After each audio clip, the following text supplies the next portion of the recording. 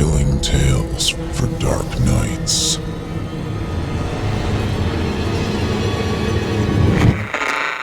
Want to make sure you never miss a Chilling Tales for Dark Nights video again? Be sure to subscribe and hit that bell to turn on notifications.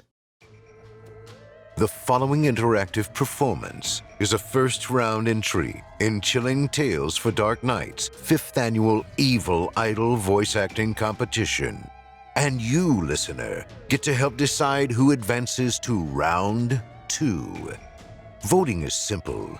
Following the performance, simply click the thumbs up icon on this video if you'd like this contestant to move forward, or the thumbs down if you'd like to see them be eliminated. Voting on this entry will conclude 1 week after the date of its posting. Thank you, and good luck to all of our contestants.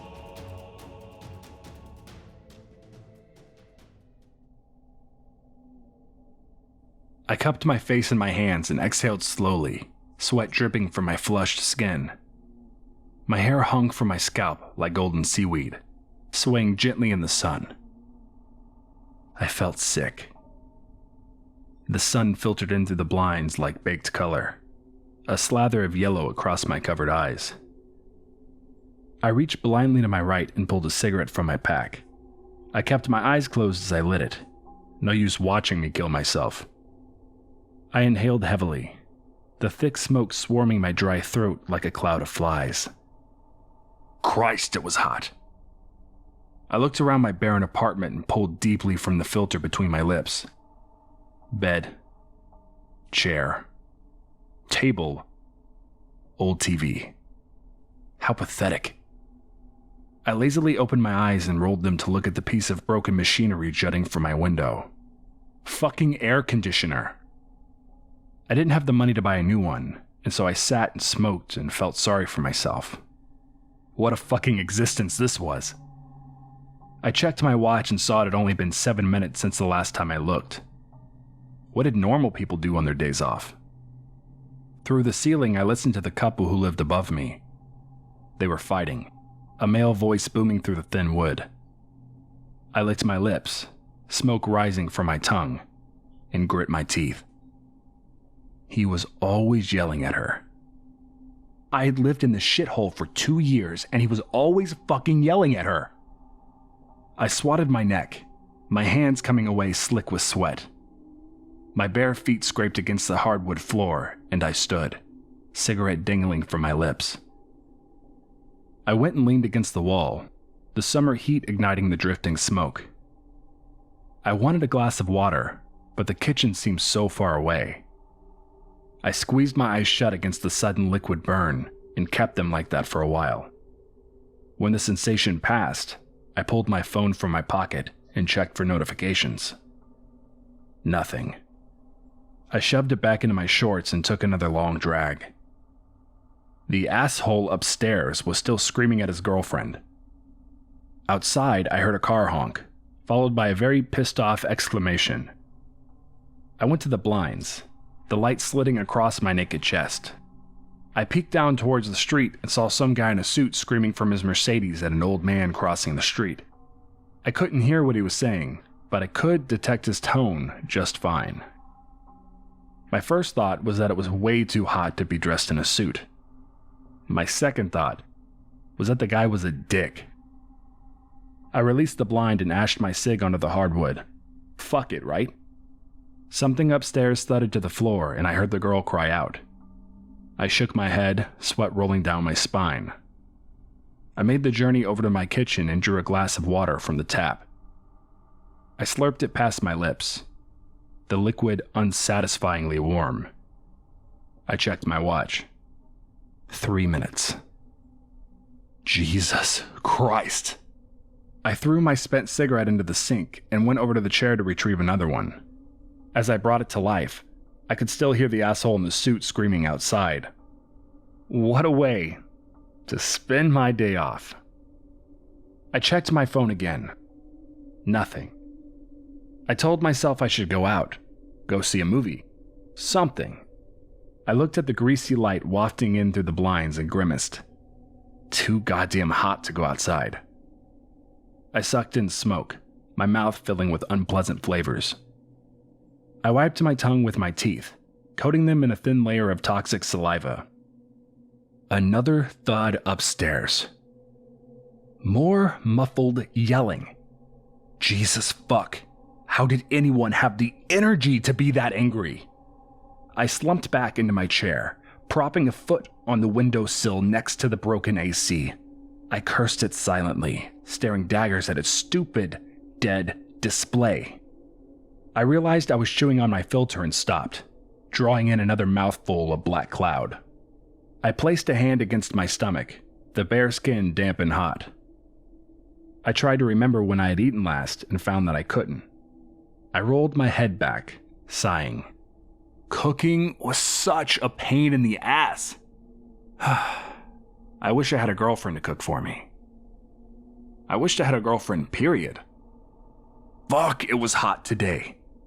Suddenly irritated, I stood up and began to pace across the room, tossing my half-smoked cig in the sink and lighting another. I don't know why I was pacing, but I felt like I needed to. I had an exhausted energy rolling around in my chest, and I didn't know how to release it. So I paced. I scratched at the mop of wet hair on my head and my stomach growled. I ignored it. Whiny bastard. I pulled my fingers from tangles of clumping hair and checked my fingernails. I needed to cut them. I sucked on my cigarette instead, going back to the window.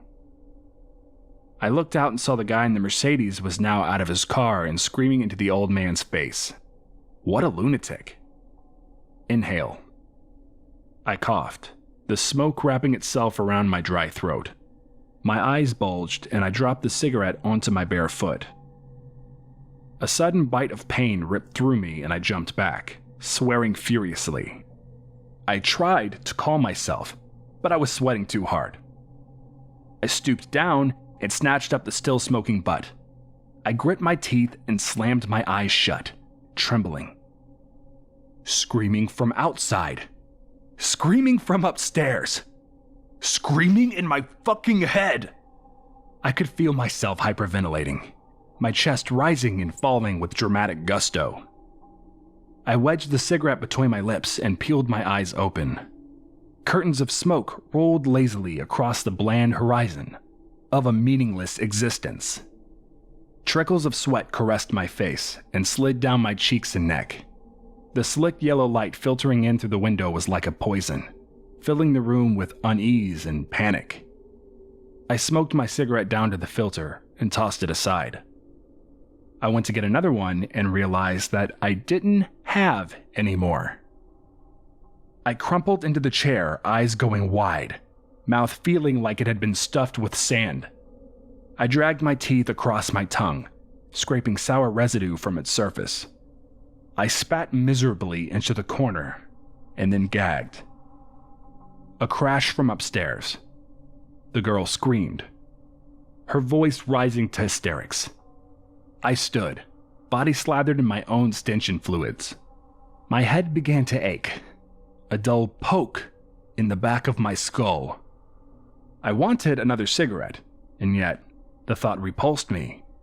The tips of my fingers shook as I decided what to do with them. Crash! She wasn't screaming anymore. I dragged a soggy hand across my brow and walked to the door. I pulled it open and entered the hallway, breath coming out in panicked gasps. A drum had begun to beat in my head, each heartbeat another note. I slunk to the end of the hall and padded up the old stairs. I left a trail of sweaty raindrops in the wake. I reached the top, the sounds of the fight growing louder.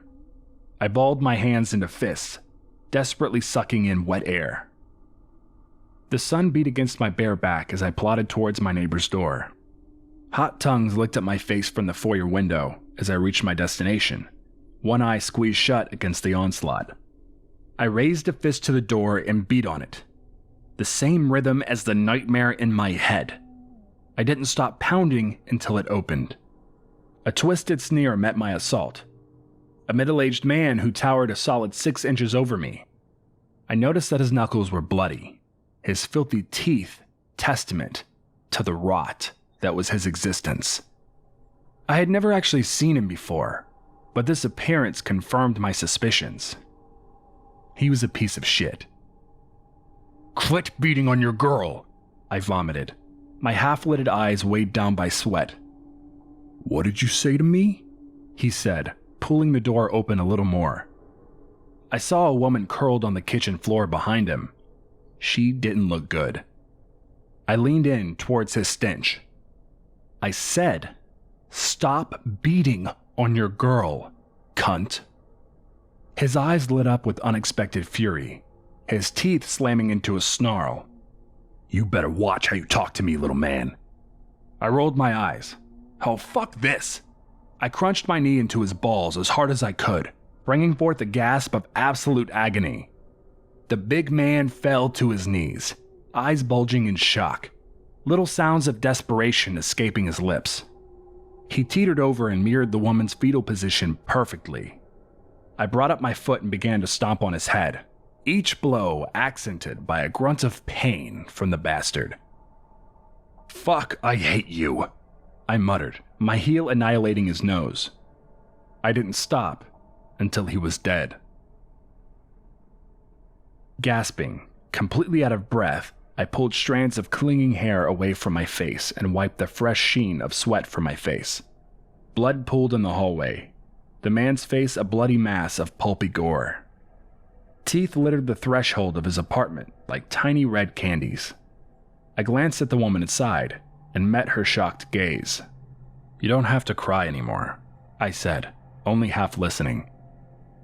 She didn't move, just stared with a look of complete horror at what I had done. I turned and left, blinded momentarily by the scorching sun. I needed a cigarette, in the worst kind of way. I walked down the stairs, leaving bloody footprints. I almost slipped, but somehow caught myself before I went down. I snorted. I entered my apartment and plopped myself down in the all-too-familiar chair, still catching my breath from the incident upstairs. I searched myself briefly for some kind of feeling. My phone buzzed in my pocket. Heart leaping in my chest, I pulled it out. Work wanted to know if I could come in early tomorrow. I started to laugh. And when the police eventually came for me, I was still howling. Thank you for listening. I'm your host, Steve Taylor, reminding you that if you haven't already, don't forget to cast your vote for this contestant via either a thumbs up or a thumbs down vote, and help decide who becomes the next evil idol. Until next time, turn off the lights and turn on the dark. Chilling tales for dark nights.